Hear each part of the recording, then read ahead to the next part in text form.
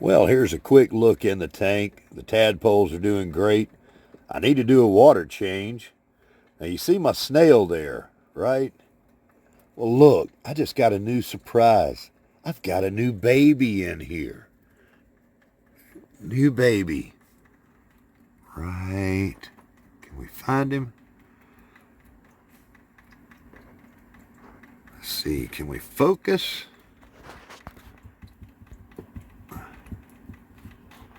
Will it focus? Will it focus? There we go. Look at the new baby snail. I don't even know when it got in there, but it did. And now it's gotten big enough to see. So, I got a new berth here. Or baby, whatever you call it. Let's go do something fun. Here's a quick look at my comfrey. One of the places that I've got comfrey planted here. It's coming back now. It's warming up. Once you get comfrey established, it's pretty strong. It survives. Let me show you this. Some of y'all that's been with me for a while have seen my struggles with this plum tree right here. I tried to kill it. I scraped off all the bark, all up and down this thing. But look, it wants to come back. It was a sad thing because it's massively infected with black knot fungus.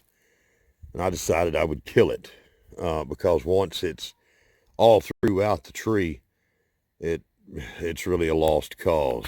But that tree's wanting to live badly. So we'll see where it goes. Let's go check out something else. Well, let's talk to Wilson for a second. Wilson, how you doing? That's good. I'm glad you're doing good. Now, why am I talking to Wilson? It's to remind y'all to be creative. Now, Wilson was born back in April of last year, and he's done quite well. That old soccer ball or volleyball or whatever it is I found him in made a good container. But now the dirt mixture, the soil mixture, and what I did with him is what made it extra special.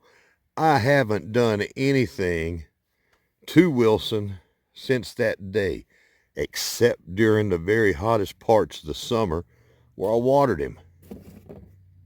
What is that? Did you hear that? Okay, Wilson, I hear it. I hear it. But what Wilson and I just heard is a cry for help. It's time for some plant rescue, okay? There's a plant that needs some rescuing, and it's close to me. And what is that? Well, that right there is a standard issue soda tray container thing. And I want to show you something that I've done before to grow plants in them. Look at here. Boom. Boom. There you go. You see that? Now that right there, you cover up the obvious holes that will cause a little too much drainage with cardboard. Line it all with cardboard, and you've got yourself a container. And at the end of the season, these things stack up really well, and they'll wait for you. You know, it's simple things like this you can do things in. I'm going to use this to rescue those plants. It's the one plant out of all the different things I've had here and grown here that I don't have. And I think it's the one thing that you've got to have at your home or your homestead. And I don't have it.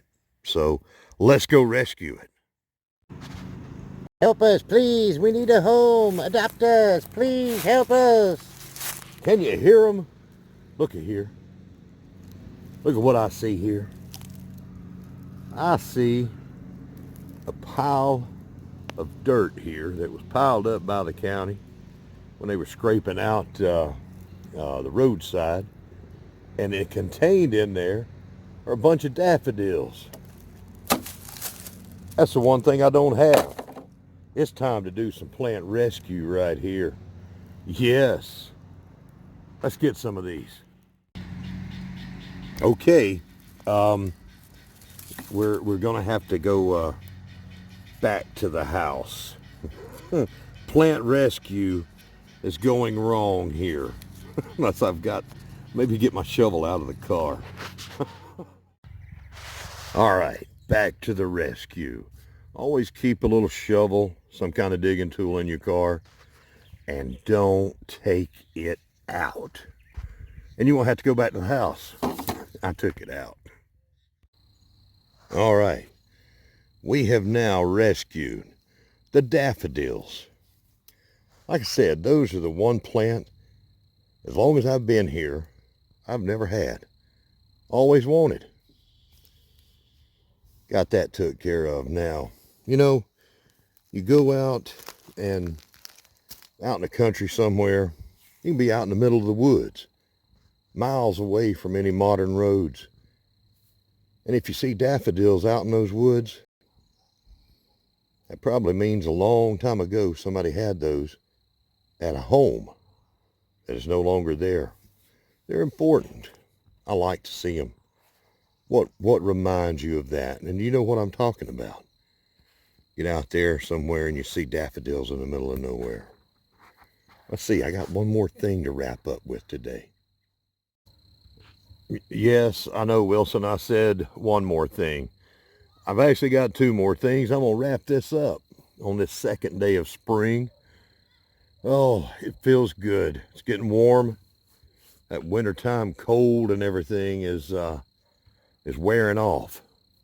It's time for us to have fun. Let's do a little quick update on Mr. Bean. Okay.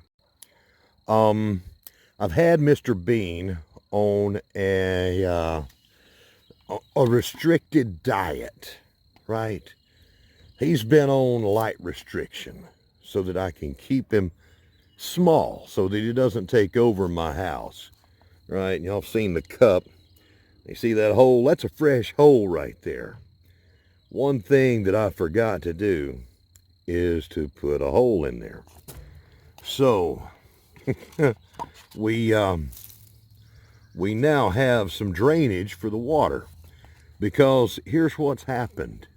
Okay, now look, Mr. Bean has got a little tiny natural defender in there. Can you see him? Little spider in there? Yeah. And I'm fine with that. Mr. Bean needs that. Mind you, Mr. Bean is in the house too. Now, I told you I was going to do some experimenting with Mr. Bean. I didn't mean to do this much experimenting, okay? I've made Mr. Bean into a dragon, apparently. This does not look good, but he looks like a dragon now. Maybe that's how the dragon tongue beans are created. I'm not sure. Well, with not having any light, or as much light getting to him, Mr. Bean is also not using as much water. And I tried to kill him. I gave him too much sun one day, and then I thought maybe on another day I gave him a little bit too much sun, and he's definitely had too much water. So he's drying out. And if I can get in here, if this will focus, I've still got some life in Mr. Bean. His little dragon wings, maybe we can get past all that. All right? Maybe. Let's set Mr. Bean over here.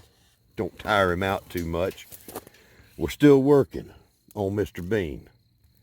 Now, I showed y'all yesterday, some of y'all saw this ugly little old pot, you know, misshapen, burned, thrown away, caught up in the floodwaters. Well, I have found something. Now, I told you that my daffodils, finally having those, was going to be important for me. Because not just the stuff that we grow for food matters. We want our places to be pretty. And so there's two things that I love. I love to see the daffodils in everybody's yards. Now I can see them grow up in mine and tell me that spring is here. So, but there's another thing that I have here that is one of the wild things. They are so beautiful, and this is what I'm going to pot up. It seems a little ridiculous that I would pot this up because I do have so many of them growing around here. Nature is a wonderful gardener. But that little clump right there was in one of my grow bags, and I intend to do something else with that. Look at all those right there. Look at all that right there. A lot of people see these as weeds. That is a beautiful weed, and it's an edible. That right there is edible. There's many things you can do. Look up some of the uses for wild American violets. And that root structure right there reminds me of something. Maybe you have an area of your property that gets eroded, right? Well, that right there makes some tight ground cover if you wanted to hold in some of your soil. So, amazing root structure. But today here at my place, the second day of spring, I just made it a little prettier. And I like that. That right there, that gets me going. That's one of my favorite plants. What is one of yours? What is one of your favorite plants? And what reminds you of spring? Maybe it's daffodils. Maybe it's the violets. These are the first thing I see bloom. They're right in there tied with first place with the dandelions. Anyhow, by the time y'all see this, it'll be the third day of spring. So this is what I did yesterday. And, be resourceful, be beautiful, and grow something. It's spring. Y'all be good. See you next time on Homestead Aquarius.